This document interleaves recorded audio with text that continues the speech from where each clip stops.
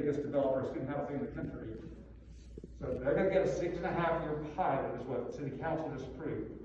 And it's going to affect both county taxes and city taxes. They'll abate your taxes for 6.5 years. The county taxes under state law, that never has to come to you. And the same thing is true for you all. Todd brings you a project that's within the city of Knoxville and asks you to abate the taxes.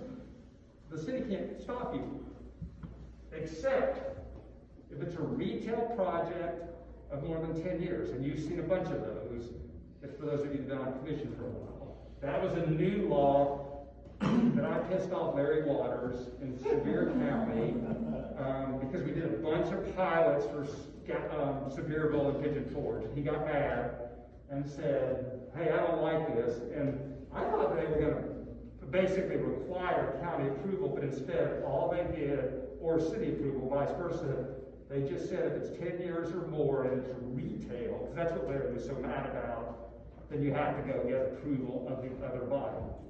So the guy who wrote that law thinks hotels are retail. I argued with him about that, but I lost that argument. And so you're going to see any hotel project or any project that has any component of retail that is 10 years or more. But because the project that Stephanie and I were working on is going to stack with 6.5 years, and it wasn't, I mean, Stephanie did exactly, I mean, she went, they talked to Chris, talked to the mayor. I mean, there was nothing that was being hidden from the county, because you all can do exactly the same thing.